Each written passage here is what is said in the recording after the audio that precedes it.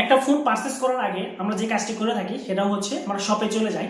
শপে চলে যাওয়ার পর শপে যেই ফোনটি দেখতে শুনতে অনেক ভালো এবং ছবি অনেক ভালো ওঠে, মানে ক্যামেরা 4-5টা লেন্স দেখার পর আমরা ফোনটা কিনে চলে আসি। এখন প্রবলেমটা হচ্ছে কিছুদিন পর ইউজ করার পর ফোনটা ল্যাগ হয়ে যায়, আসলে ফোনটা গরম হয়, ফোনে চার্জ থাকে না, ফোনের ক্যামেরা গোলা হয়ে যায়।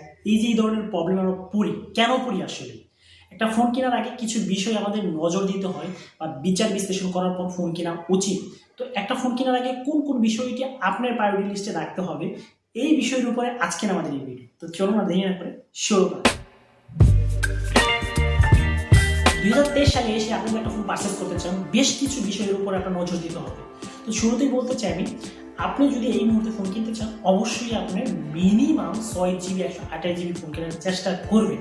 যদি তাও না পারেন, আসলে 4GB 64GB নিচে বাই ফোন কিনেন না। তার কারণ হচ্ছে এই নিচে যদি আপনি ফোন কিনেন, ফোনটি মাস্ট দিয়ে আপনার ফোনটা ল্যাগ করবে, হ্যাং করবে, এটাই স্বাভাবিক। তার কারণটা হচ্ছে বর্তমানে যে অ্যাপসগুলো আছে একদম সিস্টেমে আপনি খেয়ে নেয় 20GBর উপরে। এই মুহূর্তে যদি 30GB আপনি ফোন কিনেন সেই ক্ষেত্রে ল্যাগ তো করবেই, এটা স্বাভাবিক। তো আমি বলবো মিনিমাম 4GB 64GB যেন আপনার ফোনটা থাকে। তো 2 নম্বরে যে বিষয়টি আপনি নজরে দিবেন সেটা হচ্ছে সিপিইউ, সেন্ট্রাল প্রসেসিং ইউনিট।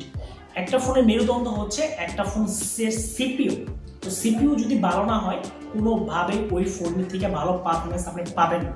তো মাস্ট বি আপনি চেষ্টা করবেন সিপিইউ জানি ভালো হয়। তো চেষ্টা করবেন যে স্ন্যাপড্রাগনের সিপিইউ আসলে কেনার জন্য যদি দেখে কেনার চেষ্টা করবেন যদি স্ন্যাপড্রাগনের সিপিইউ হয়। স্ন্যাপড্রাগনের সিপিইউ হলে হয় কি যে ফোনের পারফরমেন্সটা ভালো পাবেন, কারণ এই ফিডব্যাকটা আসলে অনেক ভালো। তো বায়োনিক হলে তো কোনো কথাই থাকে না। যাদের আমাদের আসলে সামর্থ্য নাই তারা অবশ্যই স্ন্যাপড্রাগনের সিপিইউ কেনার চেষ্টা করবেন। তাও যদি না হয় তাহলে বর্তমানে ডায়মন্ড সিপিইউ অনেক ভালো করতেছে, মিডিয়াটেকের সিপিইউগুলো এগুলো ভালো করতেছে। দেখে কেনার চেষ্টা করবেন। মিনিমাম যদি 6 nanometer ডিজাইন করা থাকে আপনার সিপিইউ।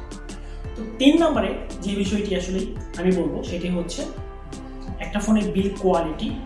অবশ্যই একটা ফোনের বিল কোয়ালিটি অনেক ইম্পর্টেন্ট। আপনি চেষ্টা করবেন একটা ফোনের জন্য বিল কোয়ালিটি ভালো হয়, বাট ওই ফোনটা কোন ব্র্যান্ডের ফোন এটার উপরে ডিপেন্ড করে আসলে বিল কোয়ালিটি। আসলে ব্র্যান্ড ভ্যালু নিয়ে আমি একটা ভিডিও করবো যদি আপনারা চান। একটা ভিডিও সব কিছু বলা সম্ভব না, কারণ ভিডিওটা অনেক বড় হয়ে যাবে। তো বিল কোয়ালিটি দেখার পর আপনি ফোনটা পারচেস করবেন, তার কারণ হচ্ছে লং টাইম আপনি ইউজ করতে পারেন।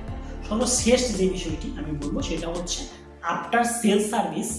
ইভেন আপনি যে ফোনটি পারচেস করতেছেন, যে মডেলটা আপনি পছন্দ করছেন, ওই মডেলটা সোশ্যাল মিডিয়াতে কে কে ইউজ করছে এরকম একটা গ্রুপ থাকে ওই মডেলের উপর, যে এটার ফিডব্যাক নিয়ে। এটার ফিডব্যাকটা কেমন আসতেছে, এটা ক্যামেরার ফিডব্যাকটা কেমন আসতেছে, এটা সিপিইউ পারফরমেন্সটা কেমন আসতেছে, এটা গেমিং পারফরমেন্স কেমন হচ্ছে, এই বিষয়ের উপরে অনেক ফিডব্যাক আপনি পেয়ে যাবেন আশা করি। আপনি যদি ঘাটাঘাটি করেন, এই সব কিছু আপনি দেখার পর আপনি একটা ফোন কেনার সিদ্ধান্ত নেবেন। আশা করি আপনার ঠকবেন না। তো বিচার বিশ্লেষণ করার পর যদি আপনি একটা পারচেস করেন আপনি একটা ফোন, সেক্ষেত্রে আপনার ঠকে যাওয়ার সম্ভাবনা খুবই কম। এক্সেপশনাল সেটা হচ্ছে ইলেকট্রিক্যাল জিনিস, কোনো প্রবলেম হতেই পারে। কিন্তু আপনি যদি পারফরমেন্সের কথা বলেন সেক্ষেত্রে র্যাম, সিপিইউ, বিল কোয়ালিটি, আফটার সেল সার্ভিস, এই বিষয়গুলো যদি আপনি মাথায় রাখার পর একটা ফোন পারচেস করেন আশা করি আপনি প্রবলেম ফেস করবেন না ফিউচারে। তো আজকের মতো এইখানে দেখা হবে আবারও নতুন এক ভিডিওতে। তো যাওয়ার আগে একটা কথা বলে চাই, একটা ফোনের উপর র্যাম বেশি হলে ফোনটা ভালো হবে নাকি সিপিইউ, এই বিষয়ের উপরে আমি একটা ভিডিও করব যদি আপনারা চান। তো আজকের মতো এখানে দেখা হবে ফিউচার।